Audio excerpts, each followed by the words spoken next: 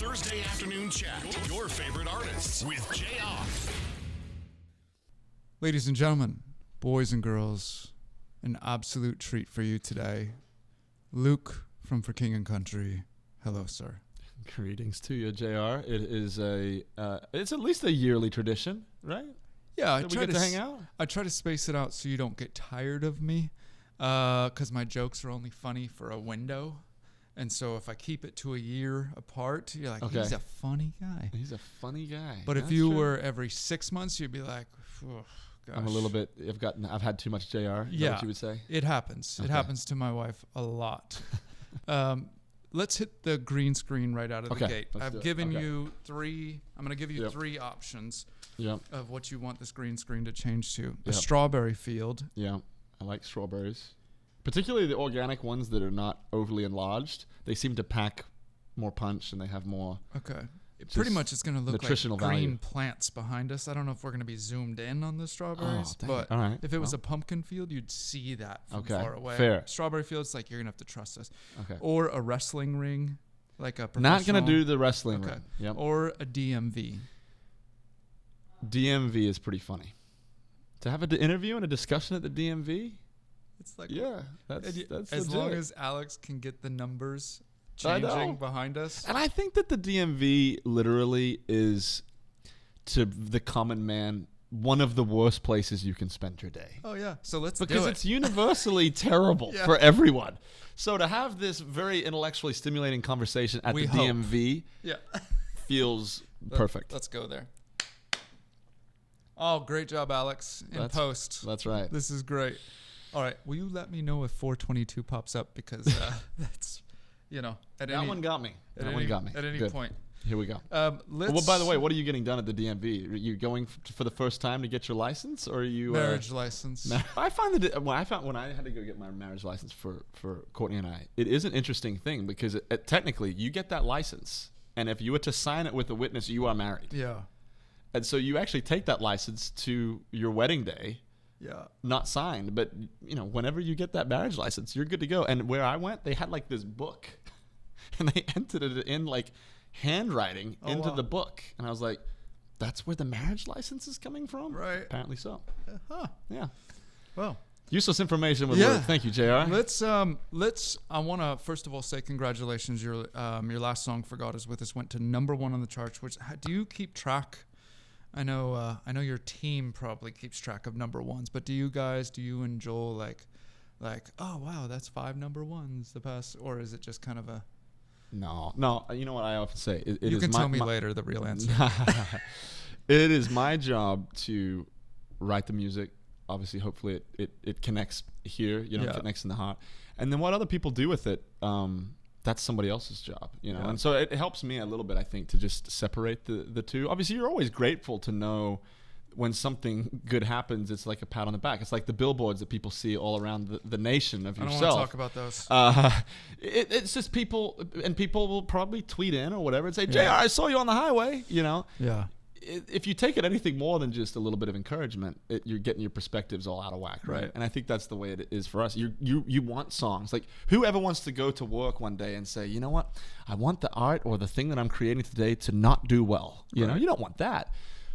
So you want it to connect. But if your identity is found in it, then I think that life's going to get pretty difficult Right. for you. So I think for us, it's like, man, For God Is With Us is a song that means something to us. And so when other people resonate with it, it means that there's millions of other people in the world that are resonating with something that resonated with me. And so it inherently makes me feel less Yeah. lonely. You know, Right. it makes me feel like, hey, there's other people out there that kind of think the way I do. You guys, actually, you know what? I would love to have you back around Christmas, because we have Christmas shows to talk about and Yeah. Christmas music to talk about. But right now, let's get to, before we play a new song from For King and Country, let's hit this bingo ball cage. Contraption here? Yeah. Okay. And if you could give that a spin, each number is tied to a random question in here. It doesn't seem to want to grab. Maybe I have to go slower? Or was that being too... What is happening? You weren't meant to answer one of these. Maybe you're going to have to get creative. Maybe go the other way.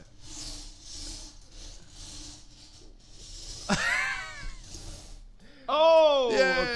okay. Okay. What number do you these, see there? These kind of look like little bullets. Yeah, a little bit Civil War era. That's right. 21. Okay. Is there a letter? Yes, I. I. Okay. I 21. Capital I. Oh, okay. Yeah, Good, not because I've got a lowercase. lowercase section. Okay, good. If the apocalypse started today, how would you fare? I think I would fare better than most. Okay.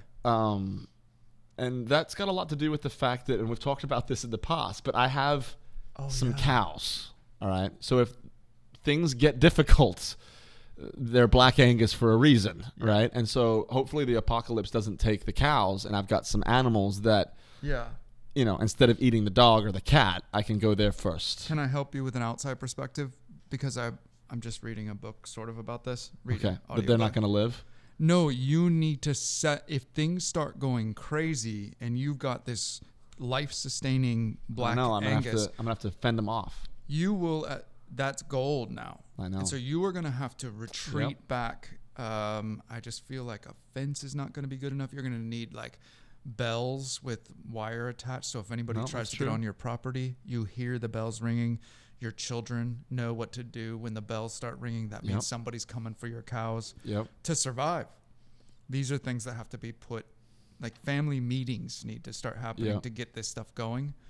Do you have a bunk? Is there any place in your house? Like, how would you guys do We could do a little bit of a bunker situation. We live in an old house, and it actually has an old cellar that in some cases is a little bit concealed. It may not be the first place to go. But the question I have for you though, Jayar, is if this is what's taking place in the apocalyptic times, the idea of still sharing the things that you have still kind of makes a lot of sense, right? Yeah. Yeah. So you seem to be close friends. Oh, okay. But you seem to be gearing up for like lockdown. Yeah. Yeah. I'm picturing in Florida, hurricane time. Yeah. My neighbors will come help me. Yeah. But at the end of the day, I have 4 people in my house. Okay, how do I keep these ones alive? So you would put up the bells and all those other things for those other people. Yeah, because I have a lot of top ramen stored up in our pantry that I think neighbors and that will survive the apocalypse. That is true. Yeah, and so if I had some sort of an alert system that, to be honest, if this question was asked of me, I'd be one of the first ones gone. Like, you would not be. You like the creature comforts of I just have prepared nothing. Okay. They make fun of me. I haven't prepared necessarily anything either. I just think that your cows will save you. Well, they may not save me, but my bull's going to be hard to kill. Yeah. If you don't have weapons of. They mock me at the station because when I first moved to Florida, I did hurricane kits because the news will tell you to do them. And so I was like, oh my gosh, we got to be ready for this. Yeah. And so I would go do a hurricane Did you ever kit. use the hurricane Oh kit? yeah, within a day. Well, then I guess that your coworkers are foolish, I would, right?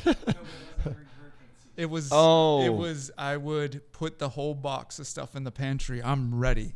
Yeah. And I would go through within a week and eat all my favorite things before a storm was even coming. Oh, okay. Well, you know what? Your coworkers were right. So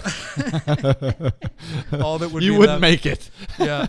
Every year my hurricane kit would be gone in the first month, and all that's left in there is baked beans and those little tiny Vienna top sausages. ramen. Yeah. I'd go for the chili first. I'm like, why do I keep doing this? Just buy chili. Stop putting it in a hurricane kit. Just buy it and eat it like a normal person. That's a good plan. That's right. So, well, good. Glad to know you'll be out there doing great. Let's introduce our audience to some new music. Yeah. What is the new song you'd like to share with us? Yeah, new music off of the latest record is a song called Love Me Like I Am. Okay. Which, by the way, the album was it May? Was that February, I think. February? But that's okay. I forgive you. I'm an idiot. No wonder I'd be gone in an apocalypse. Yeah. I'm just not the smartest. No, I don't know if the remembering of dates is Yeah. apocalyptic survival, essential. But hey, we'll go with that. I can't remember my wife's anniversary. Oh, bro, if an apocalypse hit, you would be in You would be trouble. done. Yeah.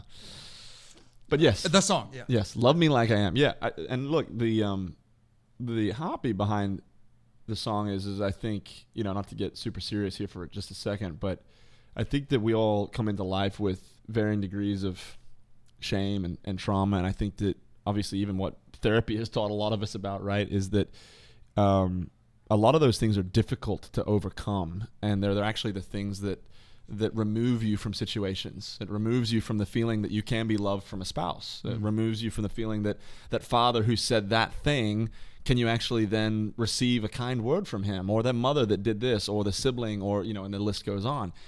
But I think that the heartbeat of every person is to want to feel loved for who they are, for the thing, and that's the good, the bad, the ugly, right? And when I read scripture, that's the hope of the world, is that it doesn't necessarily matter the things that you've achieved or not achieved. It doesn't matter about the things that have been done to you or haven't been done to you. It's about the very fact that there's a God who cares, and, you know, infinitely more about you than you could ever care about yourself. That somebody else could ever care about yourself, and that He loves us for who we are. All right, let's go into let's do a nice little hard left transition here. Yeah. A chunk of scripture in 2022 that is sort of tattooed to the year for you so far. For me, man, this is actually probably tattooed to my heart since I was probably actually 11 or 12. Do you remember the devotional Experiencing God? Do you remember that devotional? Who was that? Henry Blackaby and his brother, maybe? Oh. The Blackabys, I think. Oh, yeah, the Blackabees. Yeah, I believe that. Anyway, I read it. I was actually on a way with my family, I think, at a cabin, and we were having our vacation. And I was reading this. It was like a workbook, too, so you actually had to really think through what was going on. So anyway, it's like homeschool. That was my whole life, by the way. Right. Homeschooled, yes. But anyway, I was doing the workbook, and it came to Psalms 20 verse 7, which you're gonna laugh at me when you first hear the scripture. You got, really? This is the best the pandemic taught you? But it just says, some trust in chariots, some trust in horses, but we trust in the name of the Lord our God. And what's crazy is some people are like, yeah, really, Luke? Yeah. But for me, in that moment, as a young boy, excuse me, we I think more than ever, it's easy to trust in everything else other than the things that we're meant to trust in. And if you were to translate some trust in horses and chariots to some trust in your jobs, some people trust in the occupations that they have, the house that they've built, the health, whatever it may be. If you replace that with the undying love of Jesus, you will veer. Doesn't mean you're always gone, but you will veer off the road. Yeah. And for me, that verse has always just kind of put me back to, like, where do you actually find your hope? Where is actually your trust and what is the bedrock of who Luke is? Yeah. And I think that part of the reason why it's been one of those verses for me for almost my entire life is because it doesn't take a pandemic necessarily for me to get back to, man, I veered. Right. I got off a little bit. And the pandemic may have heightened that. But, man, I found myself reading the news, like everybody else, like, so where's the new case? Or, what's the new thing? And I had to get back to a point of, is that where my trust is? Right. Is it going to be in, the things that I'm reading? Or do I firmly believe that that God's got something better for me? That, He's not surprised by a pandemic? Right. That was something that gave me a lot of hope. I was just messaging with your father the other day. You and I you have known very much about my struggles in addiction and marriage over the past 17 years. And both of those things took turns for the good this past year, to the point where it was like just miracles happening, of both of experiencing victory, not to use a Christianese word, but I get it. Literally walking in a victorious place over both of those things. My wife and I hitting this new place that we never thought we'd be in. And then just winning battles of addiction. It was like when I came to the end of, when I raised white flags, like defeat, like I will be struggling with this till the day I die. Or in the marriage case, time of death, declare time of death, when your own children are saying that to you, to the parents, declare time of death. Both were just dead and buried. And God showed up in both places and did a miracle. And it just reminds me of that scripture of I went as far as I could go in my own strength and sweat. Went right up to the place where there was nothing left.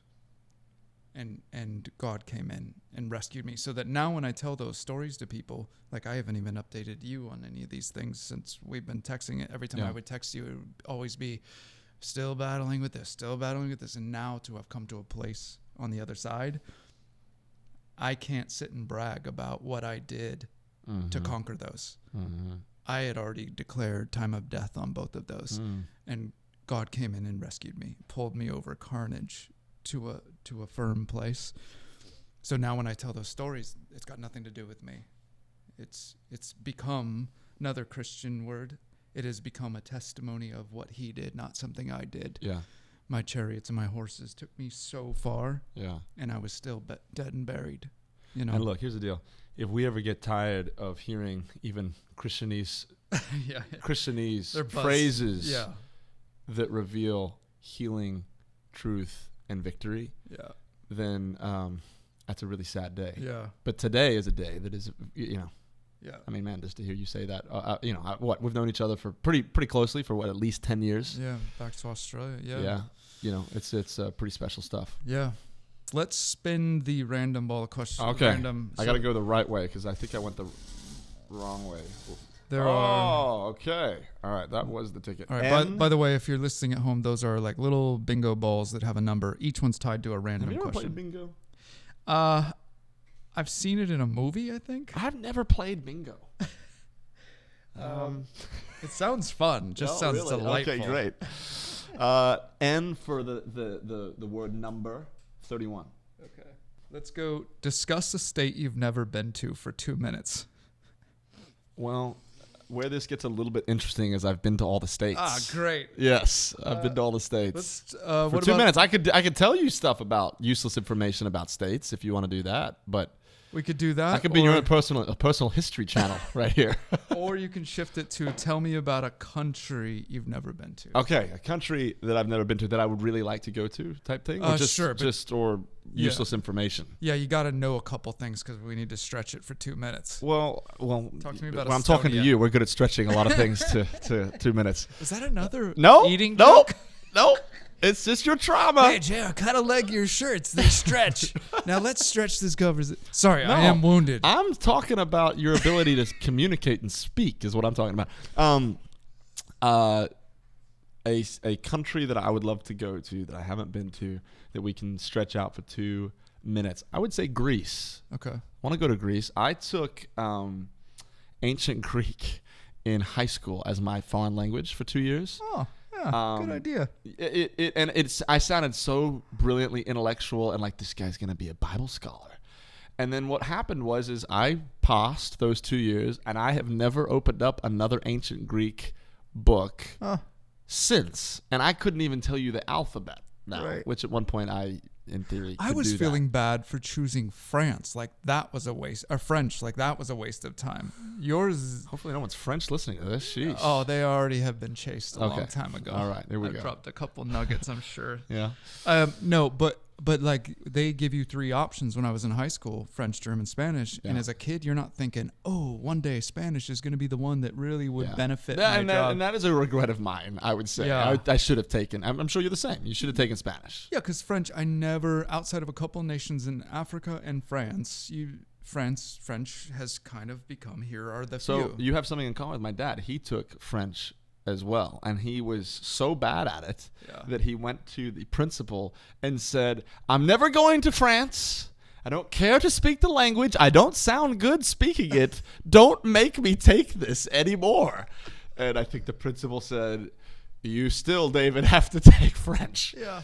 So there's his French story for you. Oh, gosh. Yeah. So is Greece still going? Didn't something bad happen money-wise with them? Like they had to borrow I think they're part of the EU, right? So I think things got really difficult financially for them. And I think what the issue was is everybody was really upset. Yeah. Because you're over in Greece, which is not very close to mainstream Europe, but they're part of the EU. And I think they were borrowing a ton of money from the EU, which is obviously bringing down the rest of the economies. So they're like the kid who should have left the house because he's 18, and in the end he couldn't find work, so he comes back to the house and eats all the food when he could go be working and be living on his. But he is. Let me scrap that analogy. Back to Greece. Wait, You were going something very powerful with the food analogy. Yeah, but like, you I've lost already me a little chased bit. off Yeah, the yeah. French. Now I'm Okay. gonna chase off the 18-year-olds. Okay. There's a lot of good Bible stuff there, right? Paul, like, I wonder if Shipwrecked you over can there go in that area. find if anything The has. island, I think he got. Is it Malta? Did he get? Yes, Malta Yeah, I is- think he's close to. Yeah, I think that's Yeah. close to Greece. But you know how the city of Boston preserved their history very well, but then you go to Philadelphia and it's just a plaque. They built on top. Yeah. Because you hear about Italy.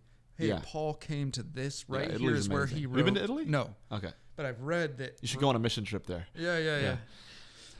Right here is where he wrote this, and they saved it. that's right. You can read it. I wonder, because Greece is throughout the New Testament too. I wonder Yeah. if they preserved.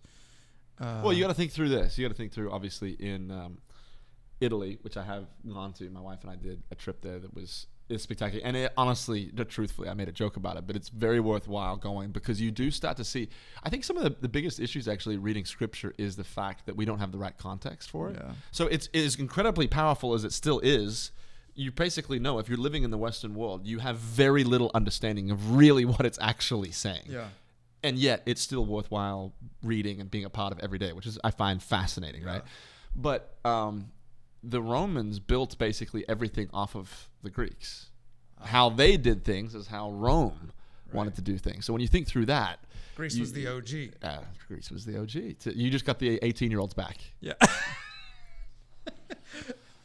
We're going to wrap up right here with Luca for King and Country, the new song, Love Me Like I Am. Also, if you're viewing any of these clips on socials, well, you already know because you're staring at it, Luke chose a DMV as the backdrop. So hopefully you've enjoyed that experience on Instagram and Facebook and other places. You are the first to choose the DMV.